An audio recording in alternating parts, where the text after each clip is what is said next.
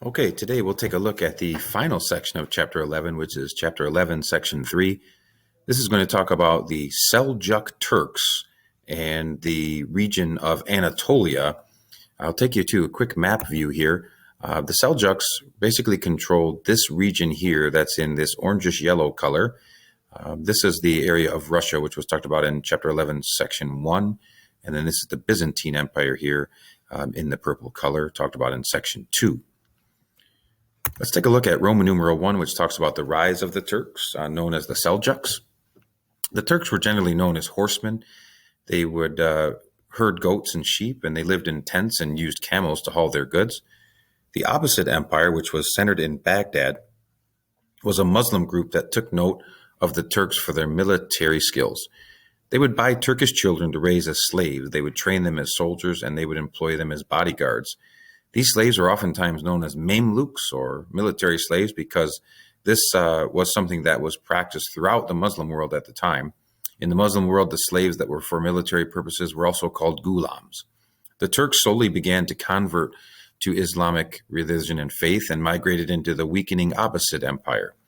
The Seljuks, a migrating Turkish group that gradually grew in numbers and strength, and by 1055 attacked and captured Baghdad from the Persians. 20 years later, the Seljuks marched on the Byzantine Empire. At a famous battle called Manzikert in 1071, Turkish forces crushed the Byzantine defenders. Turks then secured Persian support. Seljuk rulers wisely courted their conquered subjects, the Persians, for support.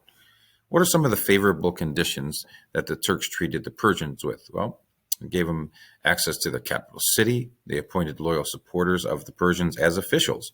This gave them some incentive to join in. Malik Shah was the most famous Seljuk sultan or leader. And in this world, they had a Vizier, which is a prime minister.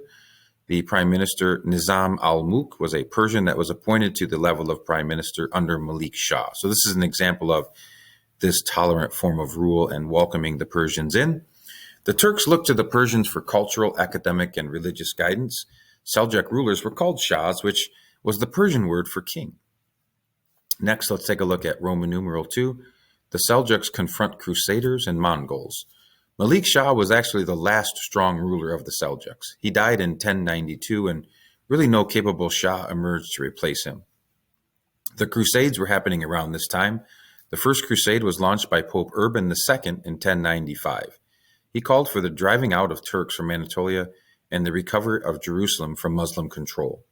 The Crusaders drove through Constantinople and then into Palestine, where in 1099, the Crusaders captured Jerusalem and murdered its Jewish and Muslim inhabitants.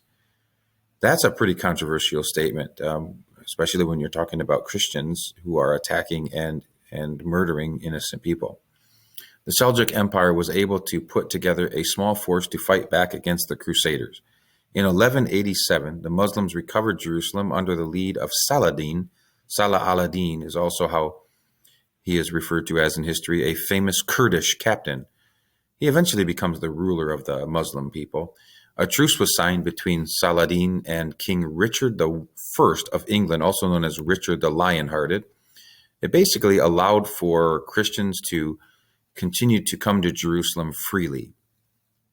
Capital C, the Seljuks faced the Mongols.